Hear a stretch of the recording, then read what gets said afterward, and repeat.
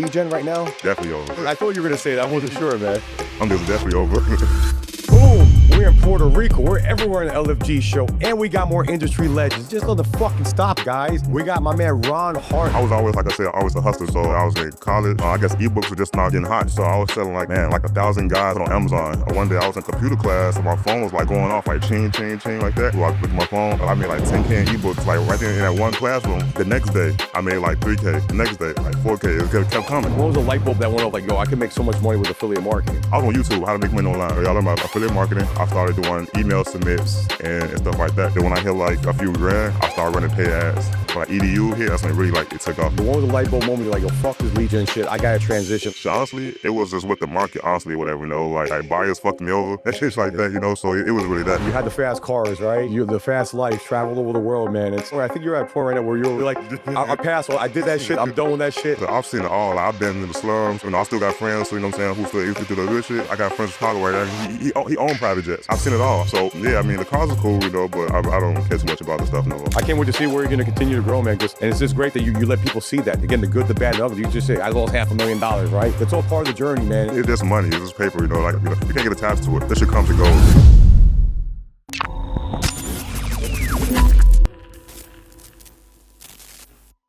Boom.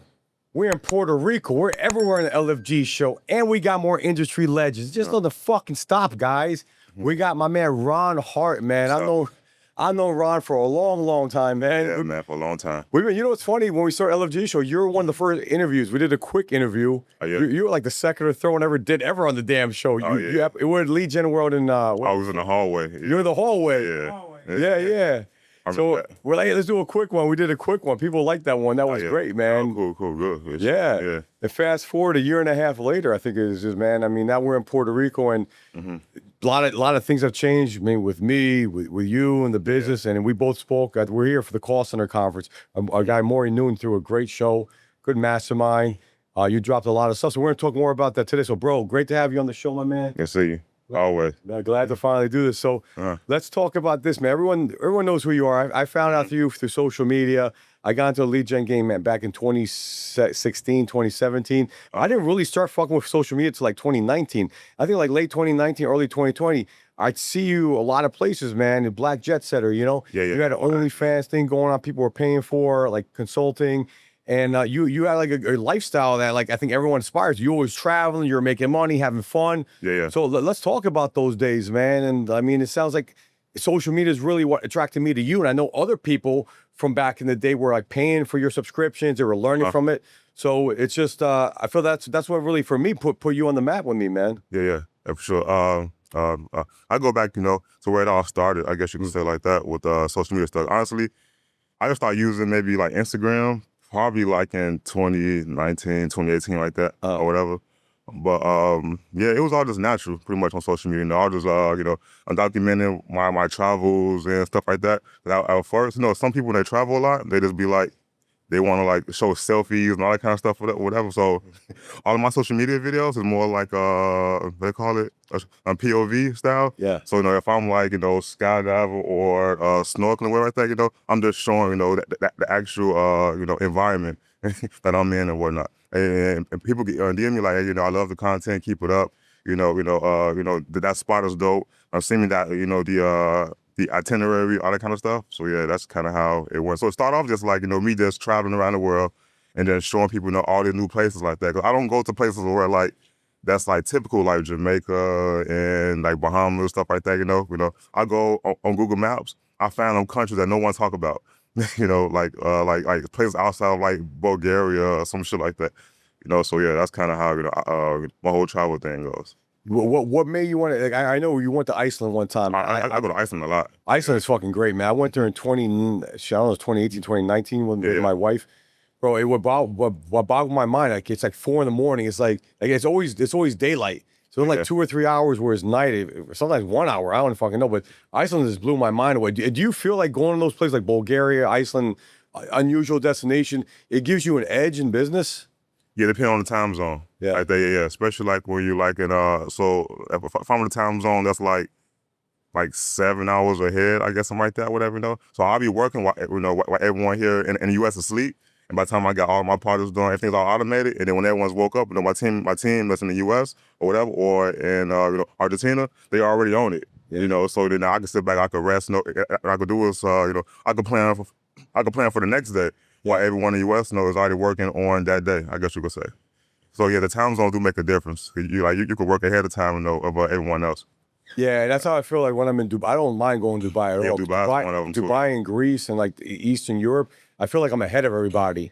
I get all my stuff done, and then when people are waking up, like I don't know, like I'm already ahead of the curve, right? I struggle going backwards. I go like to Vegas, man, it's rough for me. Yeah. I feel like I'm behind everybody. I don't sleep as well, but when I'm ahead, it's a world of difference, man. Yeah, it's weird because when I be like in certain countries, that's like I said, like 5 to 7 hours ahead or whatever. I feel like I'm already working for the next day. Yeah. And it's I set the automations, I set all the messages, I schedule the plans for the team and everything like that. And then, once the plans hit the Slack channel, the team is already on it. They got the ads running. They do a quality check on all the leads and calls and online purchase, all that kind of stuff like that. And then now I'm working for the day after that.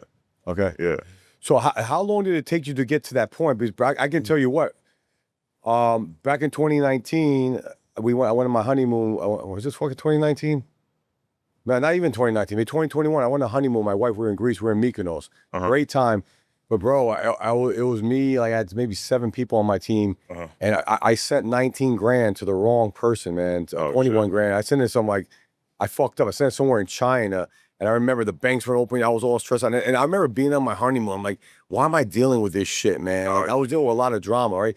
And finally, I'm at the point now, fast forward like a year or two later, that shit don't happen anymore because I got my team doing stuff for me, and that makes things a lot easier. How long did it take you to get to that point? Because I'm sure it didn't always start that way, right? You're probably in the weeds, fires going on. How long did it take for you to get to that point where you can delegate and you can travel anywhere and the shit's on autopilot? Yeah, well, at first, I was like a solo affiliate for a long time, really, because I didn't really take like the affiliate marketing stuff serious, for a long time. For me, it was just more like, I'm getting, I just build up cash flow just to travel, and take care of my family, kids, and all that kind of stuff like that. So I'll probably say like after I hit like my first big campaign was an EDU campaign back in like 2019 or whatever. Even then, I kind of take it that serious either. So I'll say once I got towards maybe like the Camp of June days, I guess you could say whatever, when I had really all the cash flow flowing in like every day, 6 figures like every day. And then my cousin Vic was like, hey, you need to really, take this shit serious, and build something around it. Because I seen other guys, like slowly build a companies like Walker, Carlos, Ventura, all them other guys. I'm like, I sat back and watched, like, all right, maybe it's time for me, to get serious and shit. So you were a one-man team, like solopreneur at the time? For a long, because I had systems. Like, I didn't do much. Yeah. I had systems, I mean, I outsourced, then, like, a few guys, off like Indeed, not Indeed, but what's the other site? Upwork. Yeah, Upwork and stuff like that. I like, I outsourced for a long time, but then once like the money really started pouring in, I'm just like, all right, I need to take this shit serious, whatever, So I just started like, start put ads on Indeed, like start interviewing people like that. Our first like teams, I guess employees. Well, I don't like using the word employees. Really, I saying teams and shit. Yeah. So like my first team members were in Miami. We hired Rosina. She's been with us for a long time. Rosina. We had a couple developers out there in Miami. We had a guy to handle all of our SMS marketing, our data. We built we had like a whole office out there in Miami. It was like an apartment / office or whatever. We had the view and everything too. So we had that going for a long time. And then we started getting remote because we started outsourcing a lot. Started getting teams like Argentina, South America, Mexico, that kind of stuff. So yeah, but I would probably say it took probably about a while. It took a while because I didn't understand the structure for a long time. I was always like a solo affiliate, because like my whole life, and I've been like a hustler my whole life. I sold everything from ebooks when they first came out. I did flip furniture on Craigslist, so I had that hustle mentality for a long time. Yeah. When it came to actually building a real business, I had to sit back and watch everyone else build, and grow first. I'm like, okay, cool, I see Walker doing this, I see Carlos doing that, whatever. Okay, I see Ringbo doing this and Retrieval doing that. So I put all the pieces together, and then Vic stepped in, whatever. Okay, cool. Now we're gonna hire someone to manage this and build that. Yeah. Someone, gonna hire, Rosina. She can take out the admin, the account receiving, all that kind of stuff. Now we got Angelo in the Philippines, handling the BPO stuff and all that. So we gotta put the right people in place, to make the gym come alive. Yeah, that took me a long time too, man. It probably took me fucking 4 years to get to that point. Yeah, and it was me at the beginning. Then I had one person, another person, and You do a lot of headaches, man. You guys really delegate. Yeah. I mean, I know you're a big reader. You listen to a lot of books. I think you listen to that book, Dan Martell, Buy Back Your Time. Yeah, back there. That one, right? I think that's a good one too. You look at how much money you make per hour. Like if you're let's say you're making, I don't know, a couple $100 an hour or $500. If there's anything less than that, pay someone to do that shit to free you up. Yeah, true. I know now what I do now, like for certain things, I let the team just handle it, and I just may approve it. Like they give me, I guess, like a proposal, I guess they call it, whatever. They send everything to me. I'll go over it and I just approve it. It's a yes or no for me. It depends on how big the project is. Like if we got, for example, right, the whole 19K thing. So if we have like a pub, or whatever, or a vendor or whatever, that we got to pay like over like 10 grand to or whatever, like that. The bill will come to me, I'll look at it and I'll just approve it. Yeah. But now I can approve everything now. Cause right now my team don't make it. My team don't make mistakes like that. They're pretty like strict on things. Yeah, they backtrack everything now. So yeah. There's a new endeavor called Roofs in the Box. It's just, man, from day one, it's taken off. When I first started getting in the roofing industry, what was happening was my fixed costs were always there. And so for me, I was looking at how can we kind of, one, save on these costs, and then two, how do I not lay people off during down times? But also maybe even the ability to pocket more money during the slow season or even the peak season. Since we've done this before, like with our lead gen companies where we have virtual staffing and from Argentina or Colombia, I'm like, why don't we do the same thing in the construction business? Now, once we figured it out, we reduced their fixed cost by 70%. And so now during the downtime, they have real seasoned veteran type of players. But during the uptime, they pocket 70% of their operational costs are now going back in their pocket. And then when it's time to scale, they have the back end prepared, already ready to go to help them like lift off. Depending on what state you're in, you're averaging about 12.5% on what you pay out on taxes, insurance, all the different insurances that you have to pay out, right? So yeah, you don't have to pay out unemployment, you don't have to pay out FICA insurance, Medicare, Social Security, the things that business owners have to eat. Roofs in the Box is not just limited to roofing or home improvement companies. You can use it for any services, right? You can use it for IT. We use them internally for data sales, for hygiene, for analytics. It doesn't even matter what the vertical is. It's like business in the box at the end of the day. Pretty much, yeah. So talk about, you grew up in Chicago, right? Chicago, man, one of the greatest cities in America. Mm-hmm. There's a lot, I know at one point you're in the, you have the options exchange, you have a lot of financial stuff going on there, but there's also a lot of, there's poverty, there's crime and all that stuff. So how did you, because I look at you as someone that, I mean, you escaped that, right? You were able to build a business on your own, and it wasn't easy, right? And you were, I mean, at one time you worked at McDonald's, right, to make ends meet. So did you ever think you'd be at this point that you're at right now, where you kind of living life on your old terms? And was that always the goal? Honestly, growing up, I didn't think about it. Like when I was younger, I had my best years. You know what I'm saying? Like when I was like, I say that the 90s was like the best years ever. Like Chicago was different from everyone, everywhere else. Because back then, it was like, Chicago had unity back then, everyone, that's what they say, it takes a village to raise a child like that. That's how Chicago, I grew up in the projects too. So when I was out there, everyone was like family. Then now it's like, it's crazy out there now, whatever. But yeah, I mean, just growing up, I was always, like I said, I was always a hustler. Even as a kid, me and my best friends now, we all just like, used to go to the picnic. So, and I grew up at Argyle Gardens in Chicago, the housing project. So they had like this thing every other month, like once or twice a year, called Old Timers Picnic. So they would go there, like everyone would go barbecue, to have a parade, going to the projects, all that kind of stuff like that. But after that, it'd be like trash everywhere. It'd be like bottles, cardboard, whatever. So me and my friends would go, go recycle. We get all the cardboard, the glass bottles, the cans and all that. We'll like, or recycle, and then we'll take all stuff to the recycling company. Because there's a truck that came through the hood, every blue moon. They came to fucking liquor stores and stuff. So we'll sit outside with like big boxes and bags of like, of crushed cans, cardboards, everything like that. And then he'd cash us out and give us a check for probably like, I don't know, like 30, 40, 50 bucks and all that. We either go, have a party, go celebrate with it or whatever, or we'll just take that, go back, at a Nintendo 64 or like, so video game, we did that like every other month. Like, so like I said, we made money like, our whole kid years. And as I got older, I started learning more about technology and stuff like that. That's when I was like, I sold like, well, before that, I sold yo-yos in school, because I had a friend that worked at a store called KB Toys in Chicago. It was like, oh, you know about that? So I had a friend who worked there in the hood, so he would just go, he took shipments and shit, you know, Yeah. like he'll come back, like, hey, hey, he had a big box of X-Brains and Dunkins like that, like, hey, he go yo-yos, whatever, just give me like $2 a yo-yo. I'll go to school, I'll sell out every time. Like my teacher thought I was a drug dealer for a long time, but I sold like so many like shit, Yeah. So yeah, that was that, and then the next phase, I'll probably say after that, it was as I got older, I learned about technology. I would say fast forward from all of that. I did one more hustle too. I was growing up. We sold animals to the pet shop, man. Animals? How the fuck are animals to a pet So, shop? so like Yeah, we're for wildlife as hell. yeah, so like in Chicago, and I go Gardens, right? There's like a big forest preserve behind the project, like a really big forest preserve out there. I wouldn't know. It's everything out there from like deers, raccoons, whatever, snakes, like snapper turtles, like snakes, whatever, frogs, all that shit with that fish. So we had like this big ass net. We used to go to the pond and catch like either like small catfish when they're born. They'd be in big schools, whatever, So we get like a big net. We go to the ponds, whatever, and grab like 1,000 catfish and all that. Yeah. Or we got like the baby snapper turtles or the little hard shell turtles we see all the time, the green ones. We'd catch those. And we had a guy at the pet shop in Roseland. Yeah. He was like, hey, I'll give you $5 for a turtle if you give me the baby catfish, whatever. Because they use them to feed the other like turtles and other animals, whatever like that.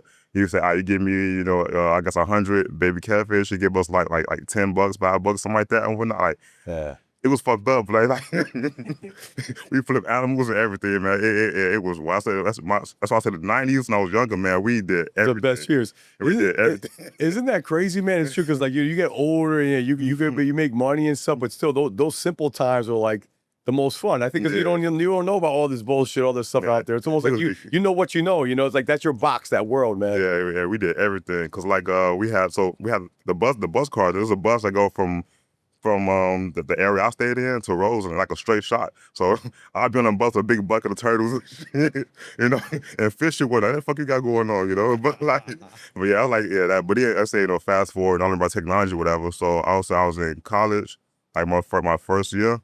I guess ebooks were just now getting hot. So I was selling I was doing like the private label rights of ebooks. I was buying like a bunch of like ebooks.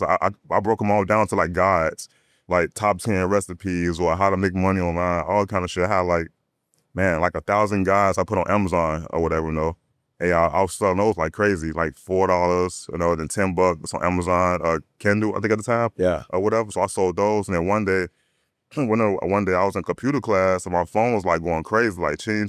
Also, only I sold them on Amazon, I sold them across the internet. Yeah. So I had like this little strategy plan I made up, whatever.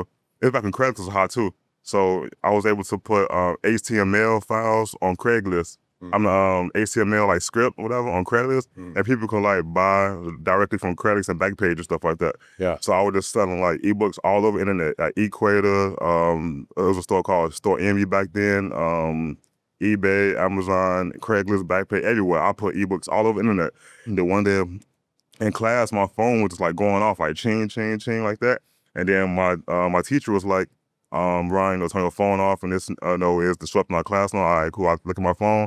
I see, I'm on my email, Equator, eBay, PayPal, whatever. I made like 10K in ebooks, like right there in that one classroom. I'm like, all right, fuck, I'm gonna do now. Like, sure, I'm gonna stay here or what? If I stay one more day, I like, no, I'm probably just got lucky this one day. I'll stay.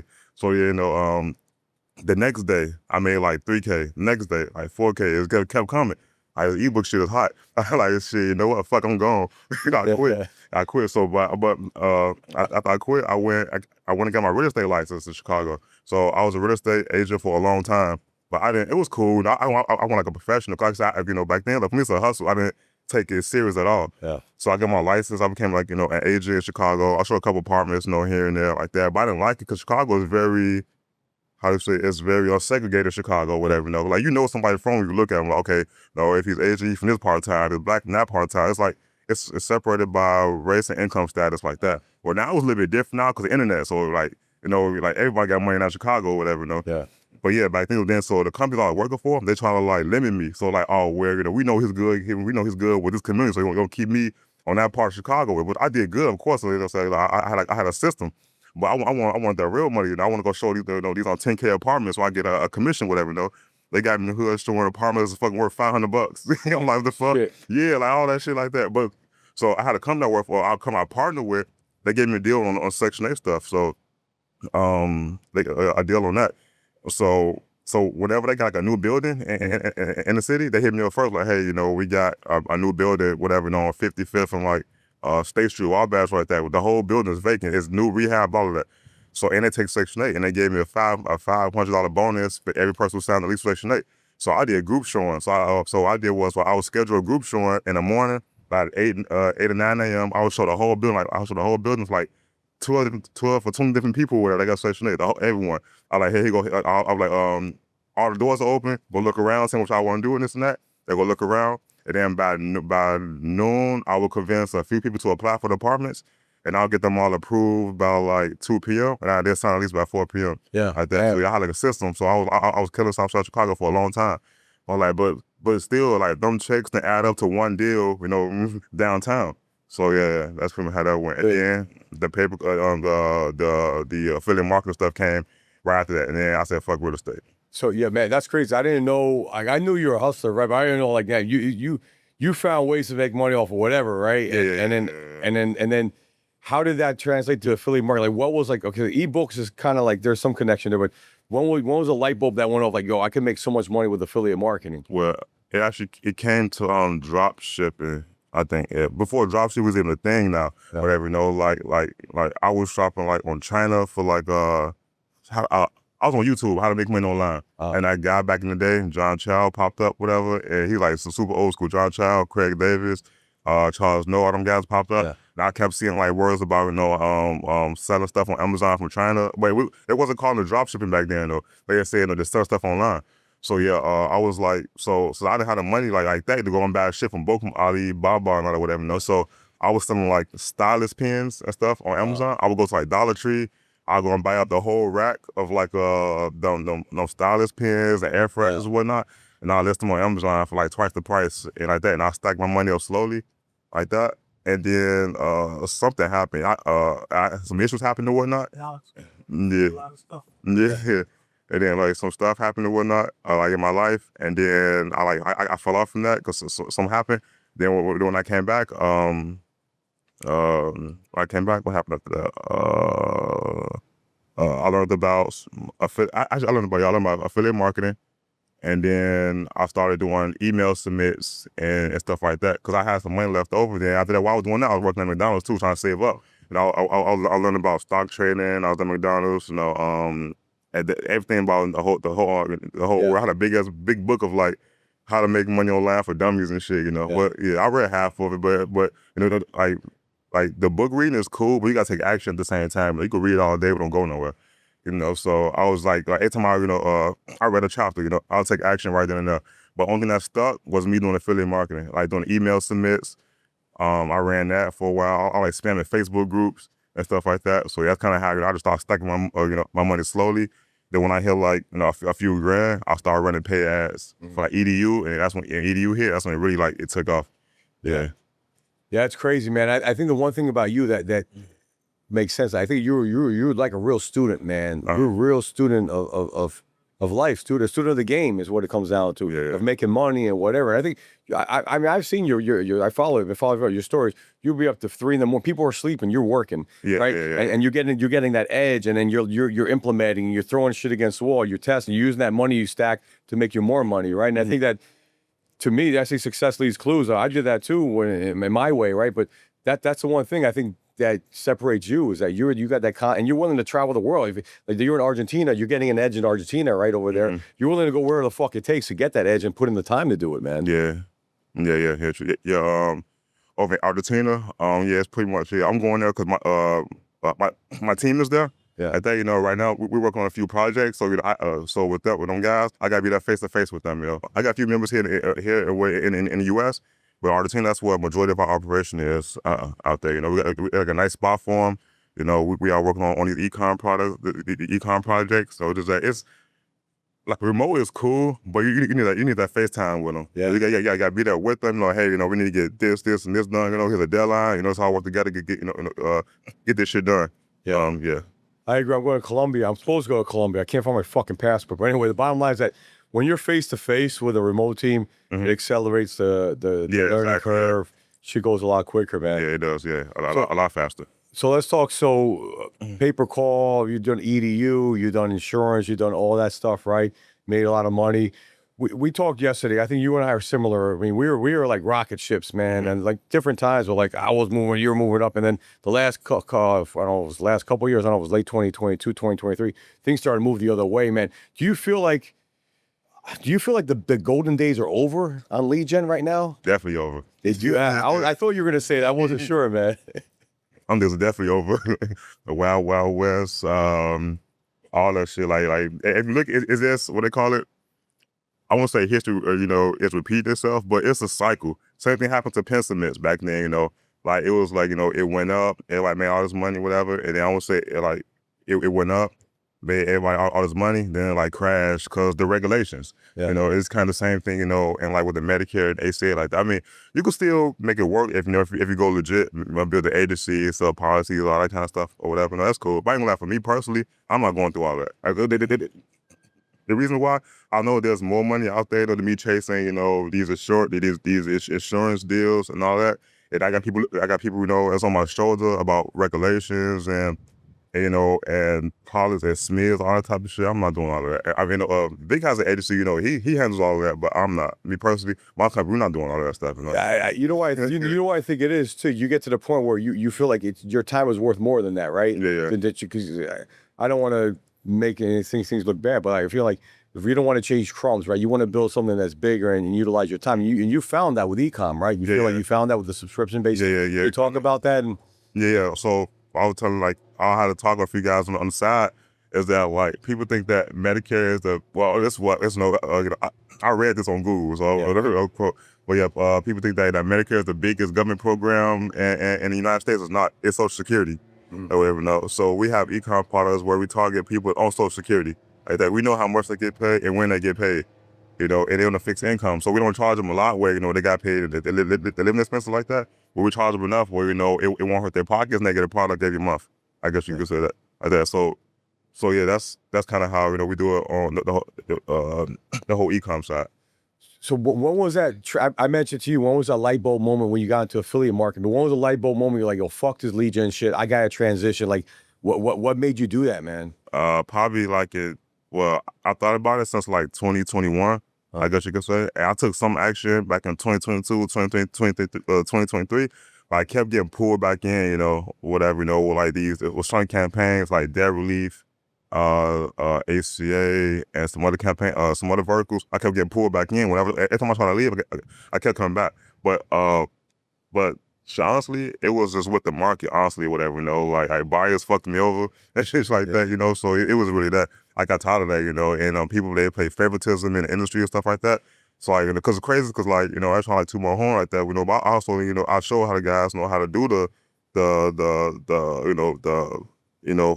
I'm scared of Medicare like that, and now it's like it's being used against me a little bit like that, So yeah, so that's why, I like, so everyone can have the insurance, stuff like that, whatever, because I know what works, like that. So I just said, fuck it. I'll just do subscriptions, but I'll target the same people they're targeting, but I won't, but for this, because my product isn't free, but I know they get government benefits, so it's like, it's kind of like that, I guess you could say. Yeah, and I get, in that sense, you're like training your competition, right, is what you're doing without, you're trying to help them out, and you really, you kind of phase yourself out. But also I think that it's become so competitive, so saturated. Yeah. It became too easy for people to make money. And yeah. Like the whole Medicaid, that shit's easy. Honestly, like it don't take much to run that shit, It's really, you're selling fucking food stamp to seniors. Yeah. I mean, it's not hard at all. But it's a numbers game, really, It's about having people you get, written policies and all that kind of stuff. It's easy. But I mean, it's a good thing for the space too, that CMS stepped in, whatever, and they crop out the bad actors out, all that kind of shit like that. I mean, it's good, So now it forces people to go legit. I gotta say, and it forced them to take their business serious. Like me, I was just like a solo affiliate for so long. I'm making money here, making money there, buying fast cars and this and that, whatever like that. So it kind of forced people, okay, where if you're gonna come into the space, you gotta come correct. you know, or you know, or go make the crumbs and, you know, go fucking buy you, you know, a fast car or some shit. Yeah. Yeah, That's like, funny, man. But no, I agree, and I think that, I mean, we're kind of like in similar spots, man. We made a lot of money for other people, made money for ourselves too. But like, how do you build? We're getting older, right? How do you build something sustainable where you get the most bang for your buck? And I think you found it. I mean, you got what, a couple 100 million data points, right? Data, yeah, that's cool. Yeah, I'm data, but also you want to have a product. So I look at like subscriptions. I think that's what we're doing right now. Every product we have right now is on a subscription base. Yeah. I guess you could say. So that's kind of how we do it. Well, we build up our active subs, you know, every day, and hopefully, you know, at one point, once we get things going, you know, you know, the other company. Yeah, but yeah, we have data. We do a lot of data. We have about 200. We did a cleaning like last week. It's between almost like 150 to 200 million records in tier 1 countries, and they all active. They all the method I shared at the like that. We use that method, or whatever, you know, and we get like tons of leads, like thousands of leads, like every day off. You know, the while I share. Yeah. Like that. So yeah, we use that bit of our database. We monetize it, and then at some point we toss in our subscription products. Now, if they buy it, you know, then they sign up. We charge them between $15 a month to $20 a month, like that. Yeah, it's smooth. Yeah. When I first heard of roofs in a box, I thought, no way could everything be combined in one platform, from your CRM to AI to even virtual assistant helping manage all these things together. It has completely changed my business, and I couldn't be where I'm at without it. So over the last 8 months or so, I've saved at least $1 million on what it would cost salary-wise to hire the engineer. I wouldn't have been able to do what I've done without roofs in a box, or be able to do what I am currently doing without roofs in a box. If you are looking to scale, get your business organized, or get it ready to sell, definitely want to give Roofs in a Box a call. They'll get everything tightened up, get you set up to do whatever you need to do for a fraction of the cost. Not everybody's got $1 million just laying around. Hire operations managers and have their own call center. So give Roofs in a Box a call, they'll get it taken care of. I see it. It's working, man. You show your numbers, and that's one thing about you. You'll show the good, the bad. You have a bad day, you show. You have a good day, you show. But you've had some really big fucking days, and you know. Speaking of that, speaking of bad days, like ACA, that shit really fucked me over. Because of ACA, I got in. No, ACA been around for a while. Like my first campaign was way back in the ACA.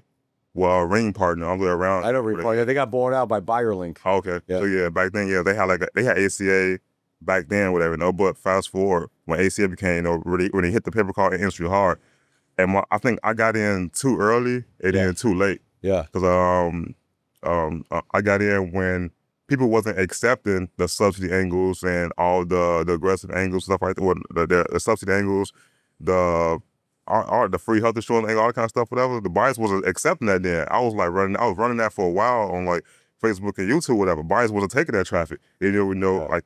And then I was like, okay, cool, and I'm gonna pause, I'm gonna go back, you know, to the drawing board and figure this out and whatever.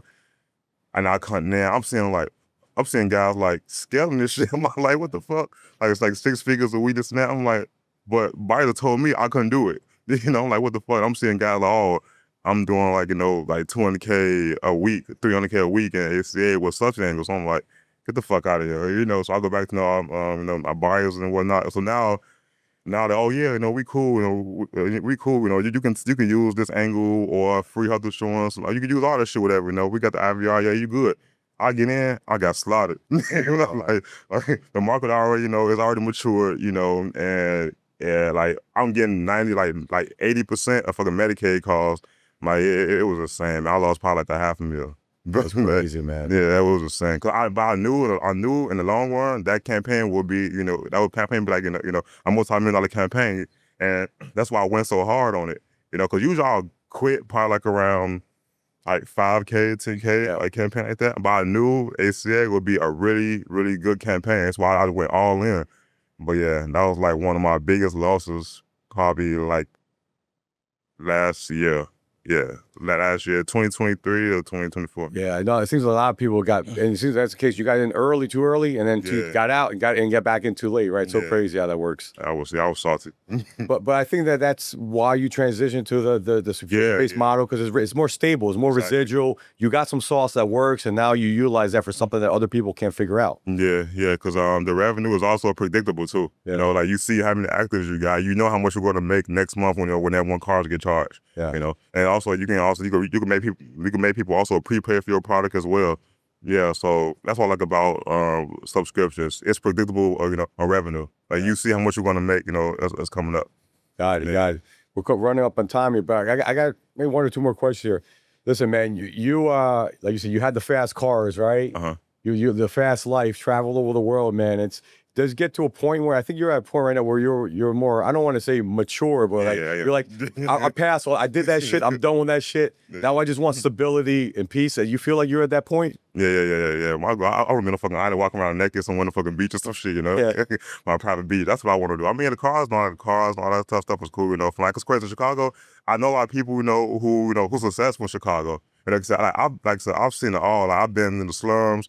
I've been, where I'm at now, Chicago, I still got friends, so, who still do the good shit. I got friends right now. I got friends in Chicago right now. He own private jets. Like that, so that's why, I've seen it all. I'm like everything, I see it all. So yeah, and now I spend more time with my guys, I got that own private jets. They buy and trade gold in Dubai and Africa and whatever, like that. So I see this shit all the time. I've seen big buckets of gold bars and at Soho House. Like I've seen this shit. So yeah, I mean the cars are cool, but I don't care too much about the stuff no more. Isn't it funny? It's I was thinking about that. We go to all these places, man, in our industry, and you're not at first. I'd be all like, wow, now I'm tired of Vegas, tired of Dubai. It's like after a while, it doesn't faze you anymore, right? Which is it's kind of cool, but it's like, damn, it's kind of sad too. Like, what's the next thing? Is what it comes down to. Yeah, it's pretty much the next. Next is pretty much just. I mean, I don't know, man. Just for me, is having things on autopilot where I can spend time with my kids on the beach, like that, and that's relaxing, Make sure my team, like in a good position. I gave them equity into one of the companies that we got, so that way, they feel like they got ownership in something. Because like my team, they're really loyal. They're really loyal. They've been with me for a long time. They're having trips and nothing like that. They're really good. So yeah, I treat them good. I get them bonuses. I get them equity in the company and one of our brands that we got. So yeah. No, I love you said that because I think that's true. When you can't do what we do, travel the world and be away from the office without people or be away from the computer without people that you can trust that can run the company. So I know you're a generous guy, man. I know you for a long time, very generous. And I like the fact that you're doing it. I think a lot of people can learn from that because at the end of your team's going to carry the weight for you, right? Exactly. You can't do what you do or enjoy this without that happening. So, and at the end, it's a lifestyle business, man. I mean, look, we're in Puerto Rico, beautiful background, beautiful weather, right? Shooting a podcast. Yeah, we're doing it on a Sunday, right? Don't get me wrong, but shit never stops, man. Yeah, sure. That's what you're saying. You got when you hire, so like I hire people based on character and if I can trust them. Look, I don't care about skill set. That shit could be that shit could be taught. Yeah, sure. I hired one corporate guy before. That shit failed. Like me too, man. He came in asking for these crazy numbers and stuff like that. And it was like, okay, cool. I'll pay him like 7-8 grand a month or something like that or whatever. Now he couldn't perform at all. He kept saying, "Well, Salesforce, we did this, but you're not at Salesforce." Yeah, man, it was bad. It's something. But yeah, I just hire based off like loyalty and character and that. And right now, my team's still around. So yeah, I give them equity in the company so they feel like, they got ownership. So now when I'm away taking care of stuff, they feel like, okay, cool, this is my company, so I want things to go right. Yeah. So they got ownership in it. Yeah. I think now in this economy, that helps a lot and make it happen. With this economy, people are worried about stability. If you give them that stability, that peace of mind, they have to control their destiny. They're going to go that extra mile for you. So I think a lot more people got to look into that. They've having their employees not just be employees, but become partners. Yeah, exactly. Yeah, that's where it's at. Yeah. So everyone who owns a some department in one of our brands, we give them some equity in it. Yeah, that's so they go, cool. I own the creative department. This is like part of my company. Yeah. So you'll get this shit right. The people he hired up on them like that. So yeah. All right, last cool. We got to talk about this, man. What's it? Fucking January 2023, Vegas. That party, man. That shit's still good. You had two of them. You had to say there was one the year before that was nuts. Yeah. This one was, you had people, it was like Cirque du Soleil and Omnia. They're coming from the sky with fucking $50,000 bottles of Dom P. I never seen it, and I got there late. I wish I got there early, man. I got there, it was like, you were like round 7 at that point. Oh, yeah. But those last 3 rounds were insane. I got footage. We got to put it on the show. I can't drink how I used to, though. Oh, yeah. I was like, we did like 9 rounds, whatever, And shout out to my boy Brian and Moo at Tal Group. They looked out for me, Daydream, yeah. But yeah, I mean, that was crazy. Yeah, that was crazy. Out there, I was like in the Camp Lejeune days, I think. Yeah, man. Oh, Camp Lejeune, yeah. Man, like, man, we doing that. the What kind of numbers? 6 figures a day? What was it? Yeah, about almost a quarter meal, almost a day, like that. Every day, every 2 days, like that. All profit because we had SMS traffic. Yeah, like yeah, man. It was like those days were insane. Yeah. Well, no wonder, man. You were celebrating hard, man. I was glad to be part of that, man. That was fun, man. I'll never forget that. And hey, you got to do it once, right? Life is short. And yeah, that was good to it because also I made some deals and after the crowd, like, oh, we've seen you at Vegas level. Now I closed like two tour buyers, and I made the money right back within like 2 weeks. That's amazing, you know. And I'm gonna say, yeah, that time was just crazy. Yeah, that time was crazy. We're gonna show some footage, man, if that's okay with you. We'll put some footage on there. That was nuts. That was a great time. But Rod, man, I mean, I would tell everyone here, follow him on social media, follow his stories. I mean, I think that you're a true American success story. You know, the way you grew up, humbling beginnings, and that thirst for hunger, that hustling mentality. And I think I can't wait to see where you're going to continue to grow, man. And it's just great that you let people see that. Again, the good, the bad, and the ugly. You just say, I lost $500,000, right? Yeah. But I made $250,000 a day. Like, that's all part of the journey, man. And I talked yesterday. I spoke here in Puerto Rico. Listen, I was a rocket ship, but I was like this too. I had to make painful decisions. Now it is what it is. That's what business is. But it's part of the journey at the end of the day. Yeah, you know? well, look at it now. Yeah, like it's just money. It's just paper. You know, like you can't get attached to it. This shit comes and goes. Like like you could be up 6 figures today. You probably lose that shit by tomorrow in the campaign. You can't get attached to it. That's why I learned the hard way. Because I'd be like, I just lost like a 1K on a campaign, whatever. I'll get all panicky and shit. But now it's like, it don't matter anymore. And I think that's the maturity point. That's just happened to me too, and not just with this business, but with trading, man. I'd be all pissed if I lost 5 or 10 grand in a day. Yeah. And like the other day, I lost like 7 grand or something. But guess what? I made 20 grand as other shit. Yeah. And I'm like, you know what? It's all.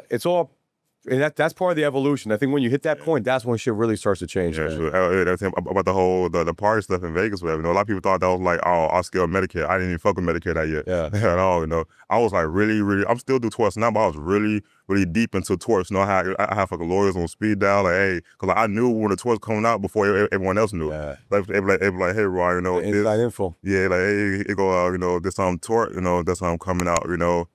That's prepared, to start getting data and stuff like that. Okay, cool. I'll run a campaign 6 months ahead of time, I'll get all the data in. I'll, like round up and all that kind of stuff. I'll collect all the leads, all the data. Then when I tour hit, I'll do a crazy SMS message. I'll probably do like $500,000 that one day, just off the data I collected throughout, the whole 6 months span. Yeah. That's awesome, man. Yeah, tours we gotta be in and out. We gotta get that's early. what I heard. Yeah. It's like peaks and valleys for sure. Yeah.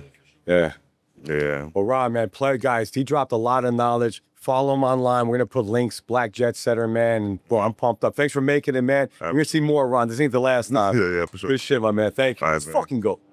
Get ready to level your shit up with the LFG show. We travel the globe to bring you heavy hitters from all walks of life. We've been talking some serious business, from the best digital marketers, government contracting experts, to top athletic and celebrity doctors. We've got it all covered. We're talking to guys who've cashed in for billions with a B. And the best thing is, we're just getting started. So hold on tight. We're about to crank it up a notch. Get ready for next level networking and masterminds within the LFG community. Scared money don't make no money or honey. Hit the subscribe button, drop a like, leave a comment, and let's fucking go.